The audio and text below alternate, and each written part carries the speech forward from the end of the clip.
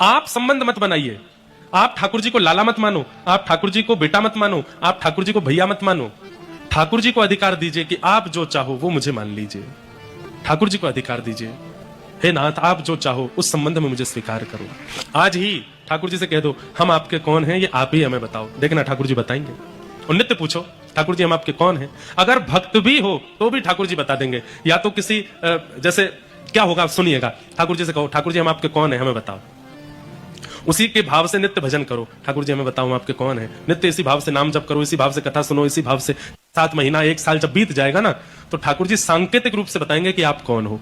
2 संकेत विशेष हैं, उनमें पहला संकेत क्या है? पहला संकेत तो यह कि स्वप्न में ठाकुर जी अनुभव करके बता देंगे। स्वप्न में ठाकुर जी उसी संबंध से आपको संबोधित कर देंगे।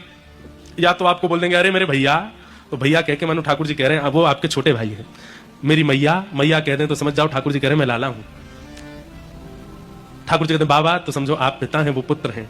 ठाकुर जी कहते हैं सखा तो समझो कि, और कहेंगे नहीं तो कई बार चित्रण दिखने लगेगा। मानो सुदामा चरित्र स्वप्न में दिख रहा है, श्री सुदामा जी के गले में गलवैया डाले ठाकुर जी जा रहे हैं, यह भी एक संकेत है। ठाकुर जी आपको बता रहे हैं वो आपके सखा हैं।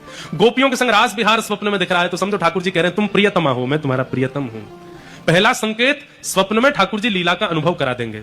दूसरा संकेत किसी आचार्य या किसी वैष्णव या किसी वृंदावन से संबंध रखने वाले महापुरुष से आपको वो संबोधित करवा देंगे। आपने उनको प्रणाम किया और प्रणाम करके उन्होंने आपको देख करके कुछ कह दिया, अरे मैया तुम तो बड़ी भोली हो। मैया उनके मुख से भी निकले तो भी ठाकुर जी का संकेत मानो।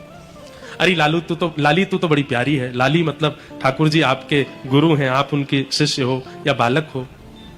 इस प्रकार से संकेत ठाकुर जी करा सकते हैं उस भाव में कि ठाकुर जी का आपसे संबंध क्या है। तीसरा संकेत और है क्या?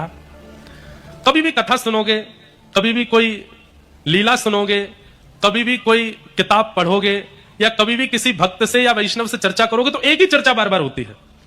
कथा सुनी तो उसमें रास का प्रसंग आता है, लीला देखने गए तो उसमें भी रास का प्रसंग आता है, किसी से वार्ता हुई तो भी रास की बात होती है। 4 कथाओं में गए, चारों कथाओं में रास की ही